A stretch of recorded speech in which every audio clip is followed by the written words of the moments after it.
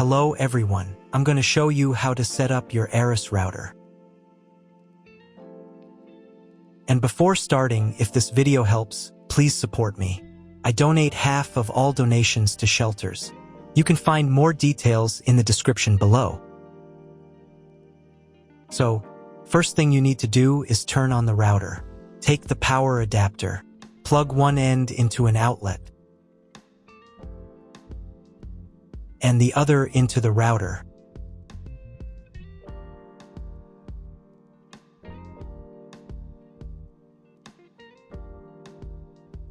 Then press the power button.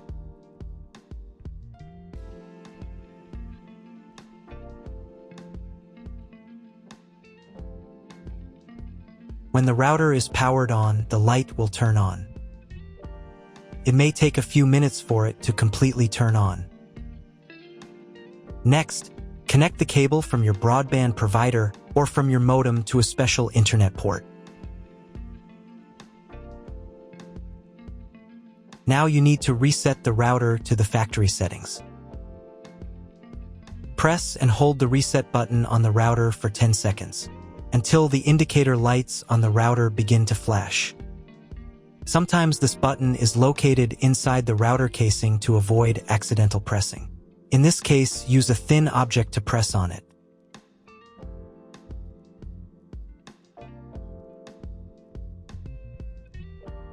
The router will reboot and the settings will return to the factory defaults. Insert one end of the Ethernet cable that comes with the router into one of the Ethernet port.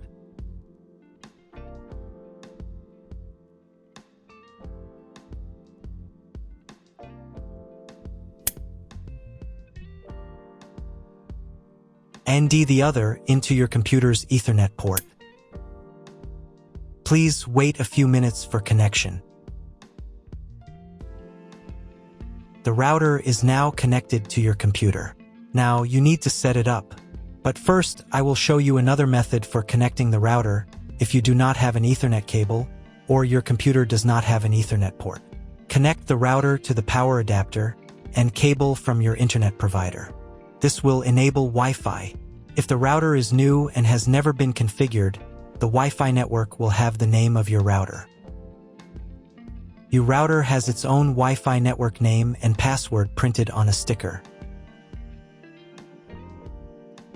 Connect to it. Great, you've connected to the router. Now let's start setting it up.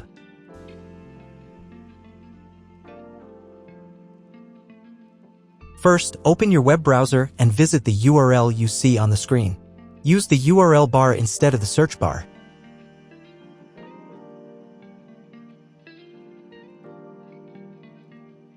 At the beginning, you will see a form with a login and password. Usually, it is admin and password. If these credentials are wrong, then find label on your router. The credentials are often printed on the bottom of the device.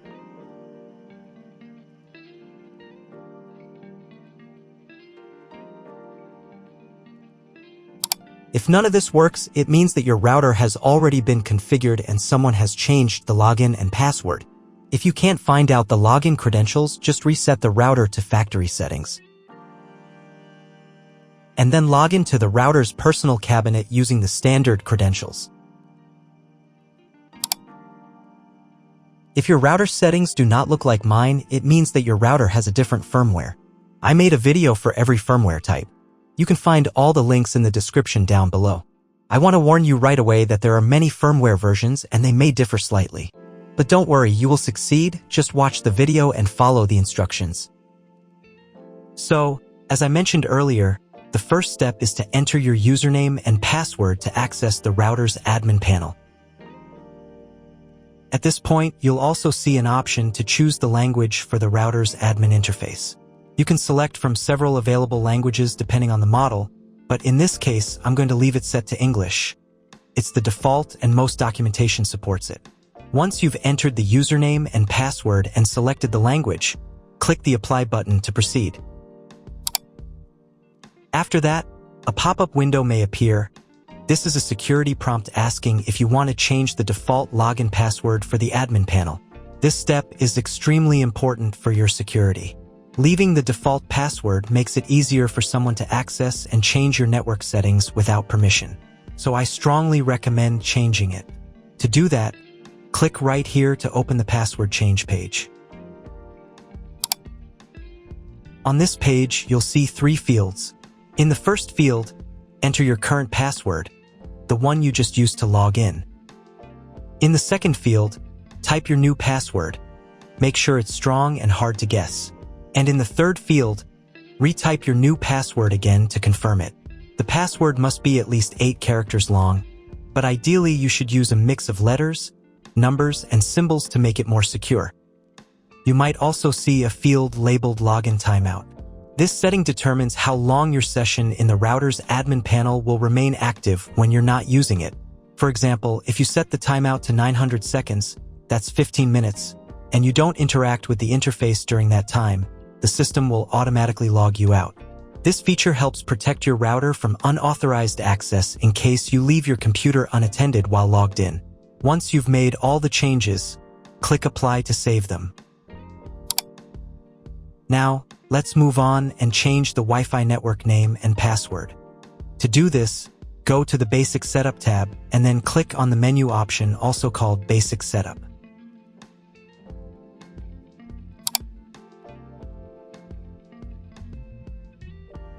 In this section, you'll see a field labeled Wireless Network Name. Here you can enter a custom name for your Wi-Fi network.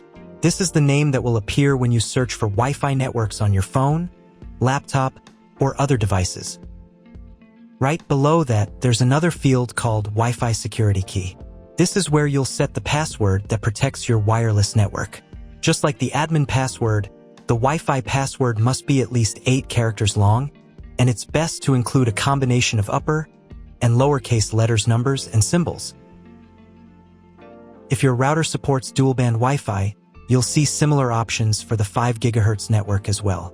You can change the name and password for that network too, or simply copy the same ones if you want all devices to connect automatically. If you don't need one of the bands, for example, if you want to disable the 2.4 GHz or 5 GHz network, you can do that here as well. Just uncheck the box next to the network you don't want to use. When you're done making changes, click the Apply button to save your new settings. You'll see a message saying, "Your settings are being saved." It may take up to 1 minute to write the settings. Please do not close the window or turn off your router while the settings are being applied. Once the settings are saved, your Wi-Fi connection will restart with the new name and password. If you were previously connected to the router via Wi-Fi, your device will be disconnected. Now you need to reconnect using the new Wi-Fi network name and password that you just set. Once reconnected, check if your internet connection is working. The easiest way to do this is to open a browser and try searching for something on Google. If the internet still isn't working, don't panic. Try restarting your router. To do this, unplug the power cable from the router, wait for about 10 seconds, and then plug it back in. Now wait a couple of minutes until the router fully powers on. Once the lights stabilize, try Googling something again to check if the connection is active. If the internet still doesn't work at this point, you'll need to call your internet provider. They will give you the exact information about your internet connection type and any additional settings you may need to configure. That's all. If you found my video helpful, please support my work. Half of all donations I send to animal shelters. All details are in the description down below.